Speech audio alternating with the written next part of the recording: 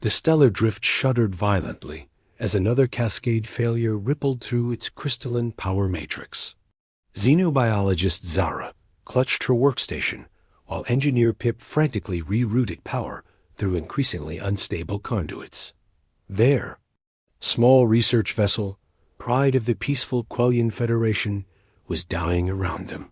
Temporal stabilizers are offline, Pip announced, his four-fingered hands dancing across holographic displays. We're looking at complete engine failure in less than 10 minutes. Zara's golden eyes swept the star charts. They're that blue-green world. It's not in our databases, but it's showing oxygen-nitrogen atmosphere and electromagnetic signatures suggesting industrial civilization. Primitive by the readings, Pip noted, already beginning emergency landing procedures. Pre-warp, probably still using chemical rockets. But if they have metallurgy, we might be able to jury-rig something. The descent was harrowing. Their ships. Elegant bioorganic hull, designed for the gentle embrace of space, groaned against atmospheric friction. Warning lights bathed the cabin in crimson as they plummeted toward a vast continent dotted with lights. Below, endless agricultural fields stretched toward distant mountains, punctuated by ribbons of what appeared to be transportation corridors. Picking up a lot of electromagnetic chatter, Zara reported, her translation algorithms working overtime. These beings are surprisingly communicative for a pre-contact species. They're that structure with the bright lights. Looks like some kind of fueling station. Pip fought with the controls as they lost altitude. It's our best shot. The stellar drift carved a spectacular furrow through a Montana wheat field before finally grinding to a halt mere meters from Mabel's. Truck stop and diner.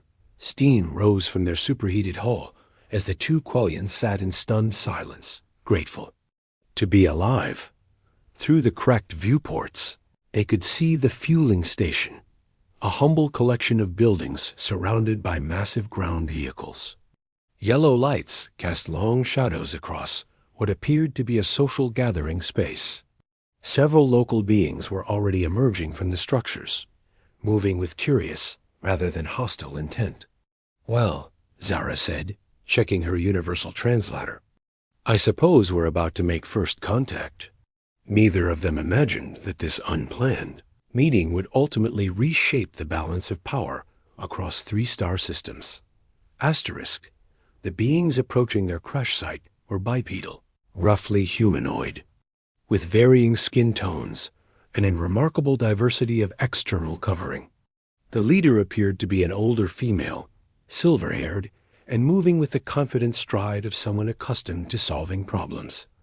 You folks okay in there?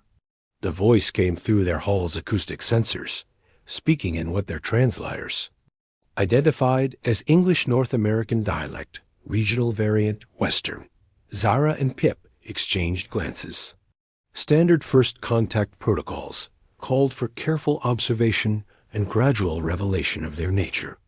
Instead, they found themselves opening their ship's emergency hatch and stepping out into the cool Montana night. We're travelers, Zara began carefully, her translator converting her words into passable English.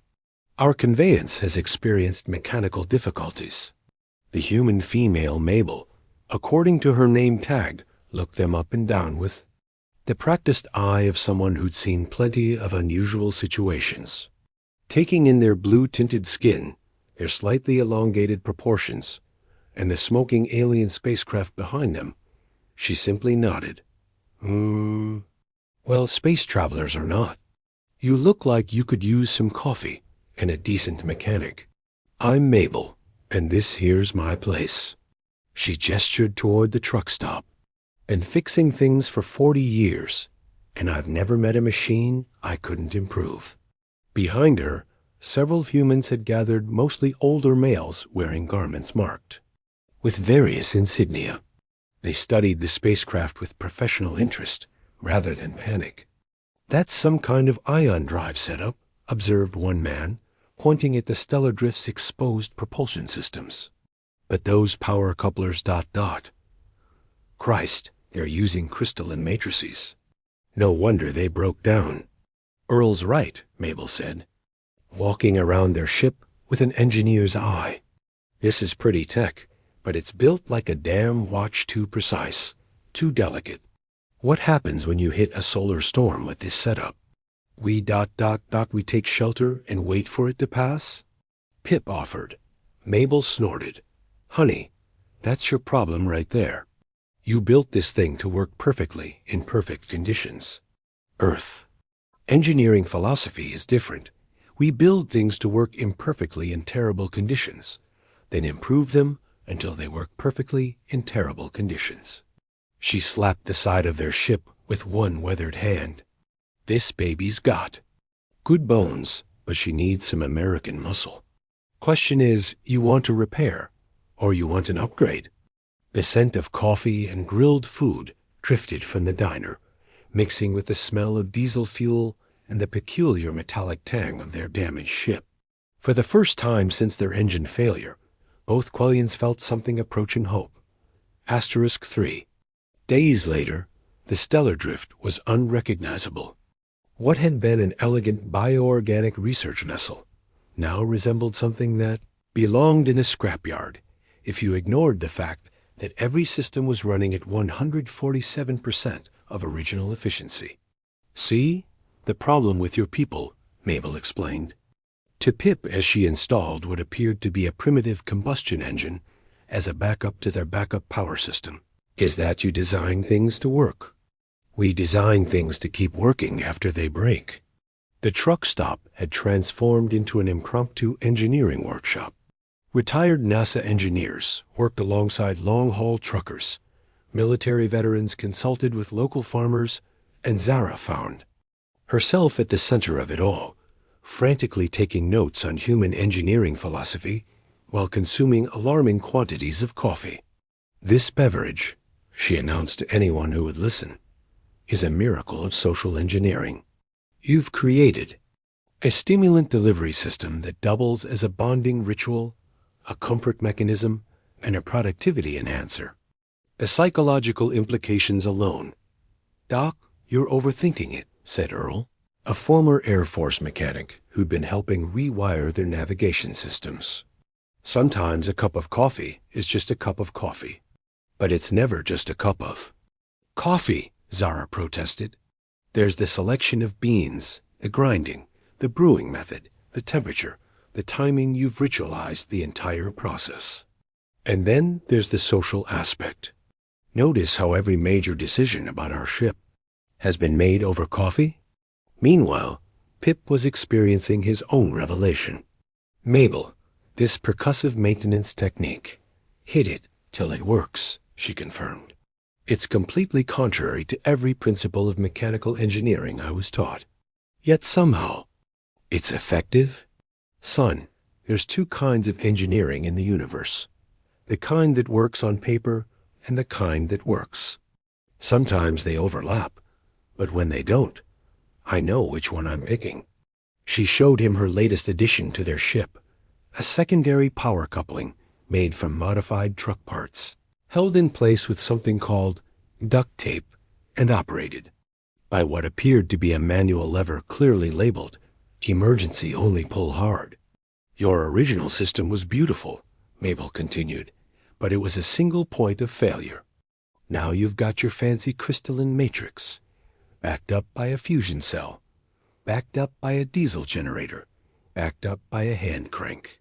Each one's uglier than the last, but each one will keep you alive when the pretty stuff fails. That evening, as they sat around the diner drinking coffee and reviewing the day's modifications, Zara made a casual comment that changed everything. It's fascinating how humans approach problems. Our enemies, the Vrex Empire, would benefit from studying your methods. They're quite aggressive, but they suffer from the same precision engineering mindset we do. When their ships are damaged, they must retreat for repairs rather than adapting in the field. The diner fell silent. Every human present turned to look at her. Ma'am, said a quiet voice from the corner, did you just say you folks are in a war? Word spread through the human communication networks with astonishing speed. Within hours, Mabel's truck stop had become an impromptu command center. Retired military personnel arrived from across the continent, followed by engineers, scientists, and what appeared to be various government contractors who'd been bored in retirement. General Patricia Pat Morrison, USMC, RET, set up a tactical planning station next to the Pi display. Dr. James Chun, formerly of Lockheed Martin's Skunk Works, began sketching spacecraft modifications on napkins. Someone called their cousin at SpaceX. "Let me get this straight," General Morrison said, studying the star charts Zara had provided. "You've got a peaceful federation being slowly conquered by aggressive militarists who rely on superior technology, but can't adapt when things go wrong?" "That's a very human way of putting it, but yes," Zara confirmed. "And your current military doctrine is what, exactly?" "We don't have one. The Qualian Federation has been peaceful for over 3 centuries. We have defense fleets, but they're primarily for deterrence and rescue operations."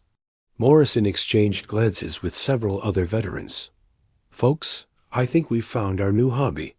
The transformation of the stellar drift accelerated. Dr. Chun's napkin sketches became detailed blueprints for hybrid propulsion systems. A former submarine commander contributed ideas for redundant life support systems.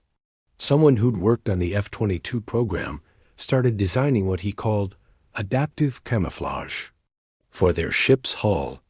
"The thing is," explained Master Sergeant Williams, "Army Corps of Engineers, RET, Americans have been preparing for asymmetric warfare for decades. We know how to fight bigger, more advanced forces. Question is, are you willing to learn?" Pip found himself enrolled in what the humans called Field Engineering Boot Camp. He learned to repair systems with improvised tools, to make battlefield modifications under pressure, and to think of maintenance as an ongoing conversation with his equipment, rather than a scheduled service appointment. Zara, meanwhile, had discovered that coffee was merely the beginning of human social engineering. She observed how they formed rapid consensus around shared problems, how they distributed expertise through informal networks, and how they turned individual skills into collective capabilities. "You're not just upgrading our ship," she realized. "You're upgrading our entire approach to problem solving." "Damn right," Mabel said, welding another improvement to their hull. "War's not about having the best equipment. It's about having equipment that works when everything goes wrong, and people who know how to make it work better." The real surprise came when they prepared to depart. The stellar drift now looked like a fusion of alien elegance and human pragmatism, sleek bioorganic curves reinforced with angular human additions. Its hull scarred but strengthened, its systems redundant to the point of absurdity. But they wouldn't be leaving alone. The Vrex Empire's assault on Kepler Station was supposed to be routine. Their crystalline dreadnoughts emerged from hyperspace in perfect formation, energy weapons charging with mathematical precision. The small Federation defense fleet scattered as expected, their elegant ships prioritizing retreat over engagement. Then something unprecedented happened. A single Federation vessel, if it could still be called, that came about and charged directly toward the Vrex fleet. The stellar drift had been transformed into something that violated every principle of aesthetic engineering. Its hull a patchwork of alien bioorganics and human industrial pragmatism.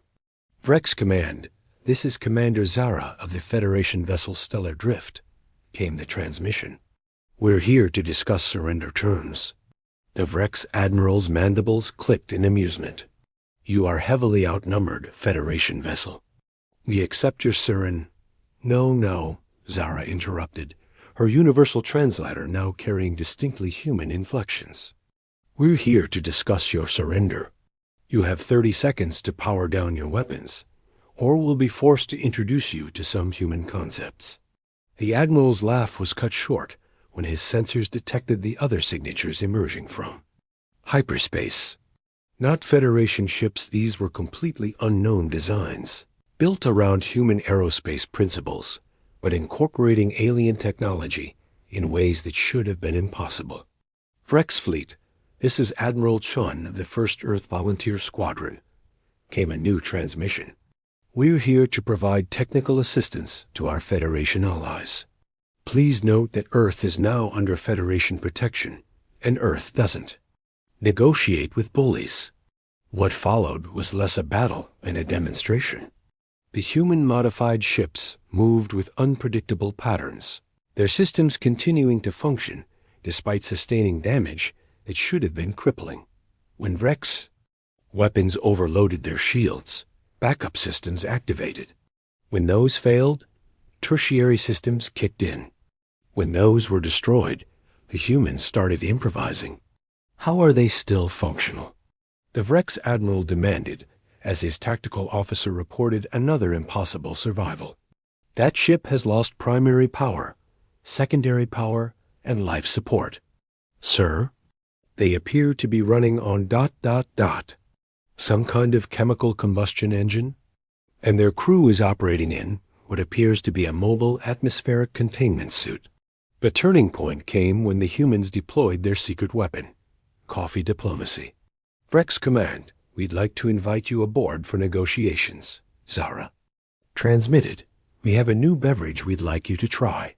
3 hours later, Admiral Vorthik found himself sitting in what the humans called a break room, sipping something called espresso, while a retired Marine general explained the concept of proportional response, and a former NASA engineer sketched orbital defense platforms on a whiteboard. The thing is, General Morrison was saying, conquest is hard work.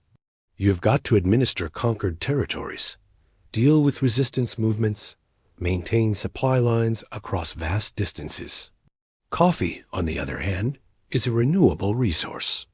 That makes everyone more productive and creates natural diplomatic opportunities.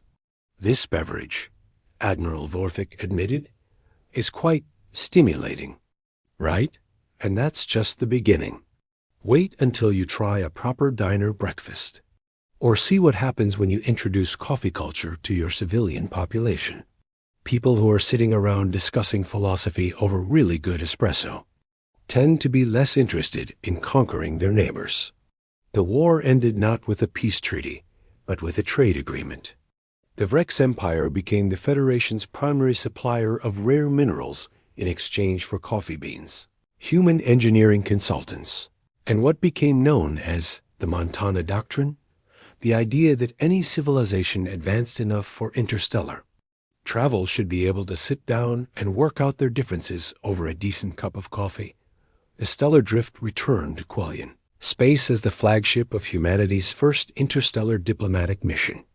Zara had become the Federation's first xenosociologist, specializing in the study of human problem-solving methodologies. Pip had been promoted to Chief of Adaptive Engineering and was teaching courses on percussive maintenance at the Federation Engineering Academy. And Mabel? She'd kept the truck stop running, but now it served as an informal embassy for 3 different species, a training ground for interstellar engineers, and the first rest stop on the new Earth-Kepler trade route. The sign out front still read, Mabel's Truck Stop and Diner, but someone had added smaller text below, Coffee, Repairs and Righteous Anger 24 Hours. After all, the universe was a big place, and there were probably other civilizations out there who could use a good cup of coffee and some practical engineering advice. Asterisk.